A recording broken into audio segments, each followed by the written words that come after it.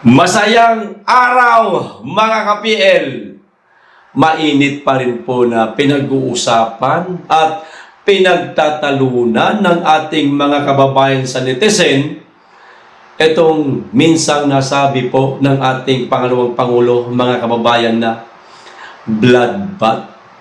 Ngayon, itong kanyang tiyuhin, mga kababayan, na si Bong Duterte, na kapatid po ng ating dating Pangulo Rodrigo Roa Duterte, nagbigay po, mga kababayan, ng reaksyon o komento tungkol po dito sa nasabi po ng ating pangalawang Pangulo. Siguro naman, mga kababayan, alam po nitong si Bong Duterte ang karakas ni Inday Sara. Di ho ba? Ugali ni Inday Sara. Di ho ba? Lumaki ho si BP Inday Sara. Nakasama po itong kanyang tiyuhin na si Bong Duterte. Katulad nga, mga kababayan, ng sinasabing lagi ni dating Pangulong Duterte na iba yan si Inday Sara. Palaban yan. Maldita yan. Pero, syempre, may puso, mga kababayan, pagdating po sa tunay na pamumuno at paglilingkod para sa ating bayan at sa ating mga kababayan. O ngayon, ito po ang video, mga kababayan. Komento, reaksyon ng kanyang tiyuhin na si Bong Duterte. Panuorin po natin, mga kababayan. Bagamat ang iba po sa ating mga kababayan, meron na pong haka-haka, idea, tungkol po dun sa sinabi ni Inday Sara. Yung iba naman nagsasabi, baka daw magiging madugong labanan, di umano, mga kababayan.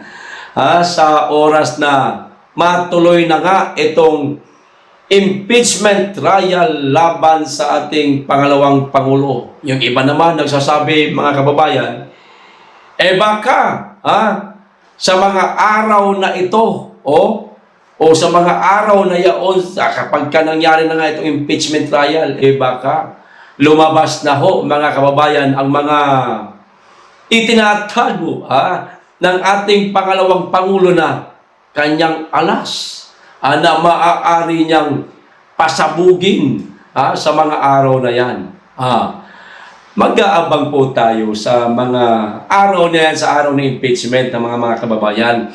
Lahat ng mga nasabi ng ating mga kababayan, haka-haka lang yun.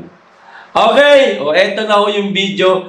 Panoorin po natin, mga kababayan, ang naging komento at reaksyon ng tiyuhin ni BP Sara na si Bong Duterte. Pero bago ko po simulan, mga kababayan, itatama ko lang po yung naging live ko kahapon ng alas 3 ng hapon yata ako nagsimula mag-live o alas 2:30. Baka ko kasi masabihan ho tayong fake news. At baka saan pa ho mapunta yung naging live natin kahapon. Mainam na po yung i-correct ko natin. Kasi nga kahapon, mga kababayan, nabanggit po natin o nabanggit ko sa aking live na etong si Larry Gadon, wala di umanong plano mag-resign, bagamat sinabi na nga ni Claire Castro na walang exempted. At sinabi ni Gadon na exempted daw siya. Itatama ko lang, mga kababayan, bandang alauna yata mahigit o alas 2 kahapon, bago po ako mag-live, nag-file na pala ng resignation si Larry Gadon. Ayun. So, nahuli lamang po ang pagsagap ko sa balita. Naalaman ko po, alas 11 mahigit na ng gabi. Kasi nagmamaneho ko, hindi naman tayo pwedeng mag-FB habang nagmamaneho at baka magurgor. Kasi nakatutok yung mata natin. Iba yung naka-live tayo, kasi nakatingin tayo sa kalsada, okay lang yun. Ayan na, kinaklaro ko ho. Attorney Larry Gadon. Hindi na pala attorney. Na-disbar na pala ito. O, ewan ko, madi-disbar pa lang yata. Ewan ko. Basta, Larry Gadon, nililinaw ko, sir. Kayo pala nakapag-file na ng inyong resignation.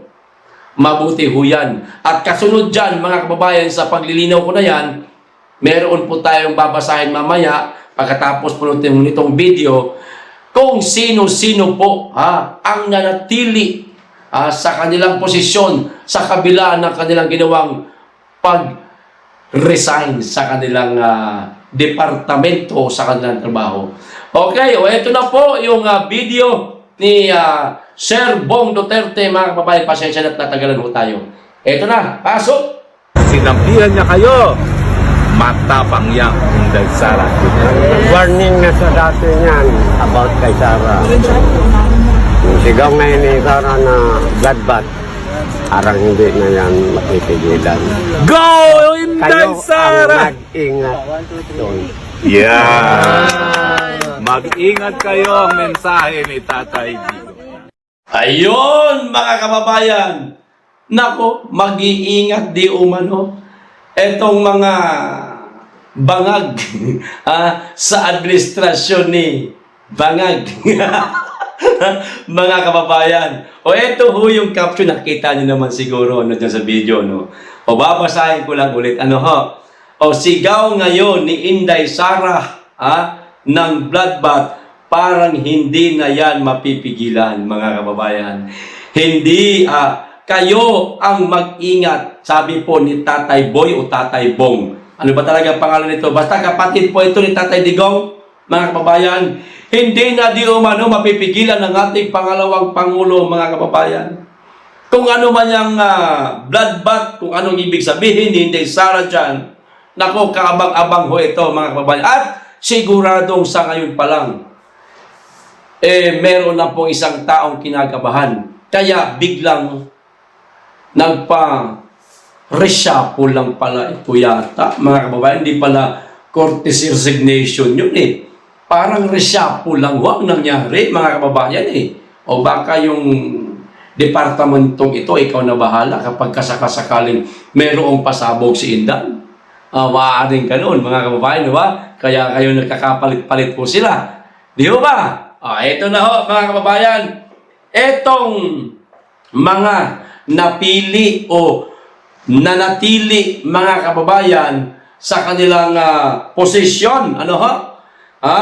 Etong mga nag-file nga po ng resignation nila. Ito ho, basahin ko. Ayan, mula po dito sa makita. Ayan. Ito, pakita ko sa inyo para klaro ho tayo. Ayan. Mula ho dito, ayan, mga kababayan. 1PH, ayan, basahin ko na lang at hindi ko na lamang po ilalagay dyan sa aking screen. Ito ho ang sabi. Isang oras pa lang po nakakalipas. Kinumpirma ni Executive Secretary Lucas Bersamin, mga kababayan, na piniling panatilihin ni Pangulong Junior sa kanilang mga pwesto ang ilang miyembro ng gabinete. Iilan lamang daw, mga kababayan. Iilan, hindi ho lahat. Napakarami ho nung mga nagpasa ng kanilang resignation kahapon, mga kababayan. Pero iilan lamang ho. Ito. Department of Trade and Industry Secretary Cristina Roque, nanatili, mga kababayan. Department of Finance Secretary Ralph Recto. Ayan. National Economic and Development Authority Secretary Arsenio Balisacan. Department of Budget and Management Secretary Amena Pangandaman. Special Assistant to the President for Investment and Economic Affairs, Frederick Go. Ayon kay Bersamin, ang iba pang opisyal na nagsumite ng courtesy resignation ay sasailalim pa sa mas masusing evaluation bago magpasya si Junior kung mananatili pa sila sa kanilang mga posisyon. So, sa napakarami ho mga kababayan na nagpasa po ng kanilang courtesy resignation, maaaring mawalis po yung karamihan. Kasi sa ngayon ilan pa lang po ito, lilima pa lamang po itong na-retain mga kababayan. Wala ho dito si Larry Gadon. Wala ho dito si Papa Gadon mga kababayan. Hindi natin alam, baka sa mga susunod na araw malay natin, baka ma-retain siya. Pero sa ngayon talaga, wala pa. Pero kung ako si Mr. President, mga kababayan, hindi ko na siguro pababalikin muna si Gadon. Kasi yung kanyang departamento, halos walang pinagkaiba po, mga kababayan, sa DSWD. Parang naungasan pa nga yung kanyang departamento ng tambaluslos sa Kamara. Bakit? Dapat trabaho niya ho itong mamigay ng ayuda. Di ba? Total, nandyan na rin lang namimigay na rin lang sila ng ayuda. Bakit hindi gamitin ang departamento ni Gadon, mga kababayan? Bakit kinakailangan itong mga congressman talaga ang mamudmud ng ayuda? Di ba Philippine Advisor for Poverty Aviation ngayon, ang department ni Larry Gadon, di ho ba? Sabagay, advisor lang naman siya. Maaaring sabihin niya kay Gayunyog na ito pong gawin natin, Mr. President. Kung sasang-ayunan ni Mr. President, mga kababayan, kung hindi, wala rin saysay yung kanyang mga advices, mga kababayan. So, hindi ganun masyadong gamit na gamit yung kanyang department. Kaya para sa akin, kung halimbawa kung ako ang presidente, wala na, okay na yan. Nasa kanya na lang kung bibigyan niya pa ng trabaho si Gadon o hindi. Di ho ba, mga kababayan? Ano ho sa palagay ninyo? Hanggang dito lamang po. Maraming salamat. Mag-iingat kayo lagi at higit sa lahat, mahalin po natin ang Pilipinas.